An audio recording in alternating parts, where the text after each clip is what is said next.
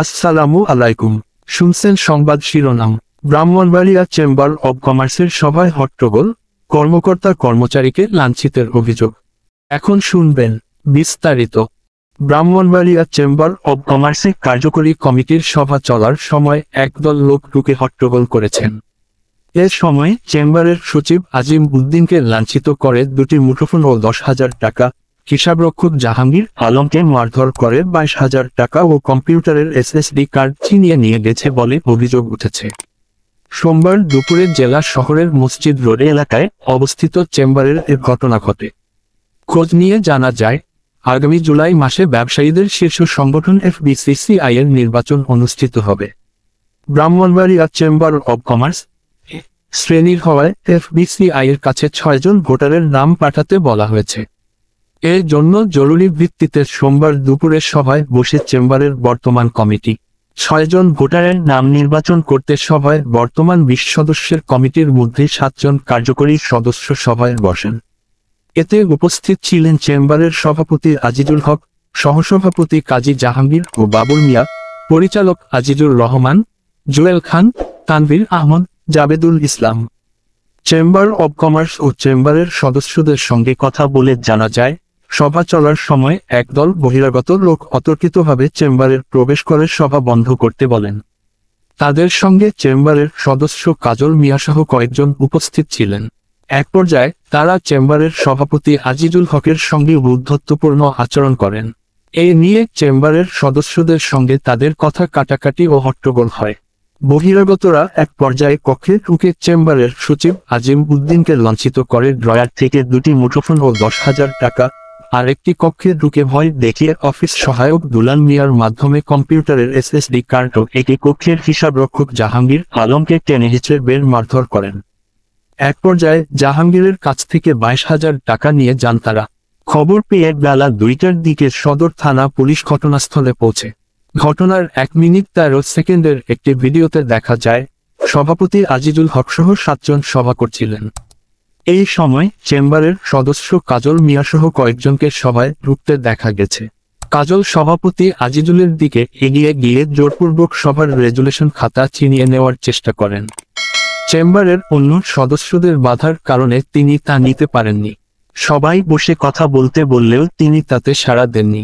চেম্বারের হিসাবরক্ষক জাহাঙ্গীর আলম বলেন, একদল লোকজন চেম্বারে আসেন, আমাকে কক্ষ থেকে বের করে মারধর করেন।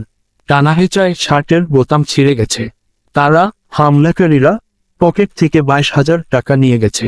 চেম্বার সূত্রে জানা গেছে, 5 আগস্টের পর জেলা চেম্বার অব কমার্সের বর্তমান কমিটি নিয়ে বিরোধ দেখা দেয়। চলতি বছরের ফেব্রুয়ারি মাসে চেম্বারের বর্তমান কমিটিকে বাতিল করে ব্রাহ্মণবাড়িয়ার অতিরিক্ত জেলা প্রশাসককে সার্বিক প্রশাসক হিসেবে নিয়োগ দেওয়া হয়। চেম্বারের সভাপতি এই আদেশের বিরুদ্ধে উচ্চ আদালতের একটি রিট আবেদন করেন। উচ্চ আদালত গত 10 মার্চ প্রশাসক নিয়োগ 3 মাসের জন্য স্থগিত করে দেন। এ বিষয়ে স্থগিতাদেশ বাতিল চেয়ে সুপ্রিম কোর্টের আপিল বিভাগে একটি আবেদন করেন চেম্বারের সদস্য মাসুদুর রহমান খান। পরে উভয় পক্ষকে 2 মাসের জন্য স্থিতাবস্থায় রাখতে আদেশ দেন আপিল বিভাগ। চেম্বারের সহসভাপতি কাজী জাহাঙ্গীর বলেন, চেম্বার পরিচালনা করছে বর্তমান কমিটি।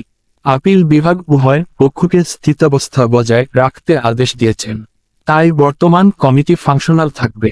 ব্রাহ্মণবাড়িয়া চেম্বার অব কমার্সের সাধারণ সদস্য কাজল মিয়া জানান, চেম্বারের বর্তমান কমিটির অধিকাংশরাই আওয়ামীপন্থী লোক।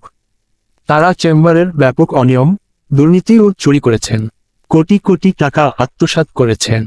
সভাপতি আজিজুল হক, সহসভাপতি কাজী জাহাঙ্গীর সহ অধিকাংশের বিরুদ্ধে মামলা রয়েছে। আর 5 আগস্টের পর থেকে তারা কোনো সভা করেননি।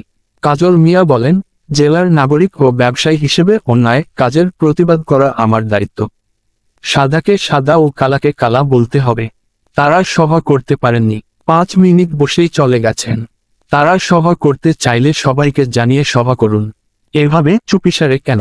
জেলা চেম্বার অব কমার্সের সভাপতি আজিজুল হক বলেন, সভা করে চলে আসার পর একদল লোক চেম্বারের ঢুকে সচিব আজিম উদ্দিনকে লাঞ্ছিত ও হিসাবরক্ষক জাহাঙ্গীর আলমকে মারধর করে। তাদের কাছ টাকা ও মুঠোফোন নিয়ে গেছে। যারা এসেছেন তাদের আমরা শনাক্ত করতে পারিনি। 2 মাসের মধ্যে সভা করতে হয় এবং 5 আগস্টের পর মামলার কারণে নিয়মিত সভা হয়নি প্রসঙ্গে আজিজুল বলেন, আমরা কার্যক্রম চালাইতেছি, কিন্তু মাসুদুর রহমান সহ তারা মামলা করেছেন, যা চলমান রয়েছে। চেম্বারের হট্টগোলের খবর পেয়ে সেখানে পুলিশ পাঠানো হয়েছিল বলে জানান সদর থানার ভারপ্রাপ্ত কর্মকর্তা মোহাম্মদ মোজাফফর হোসেন।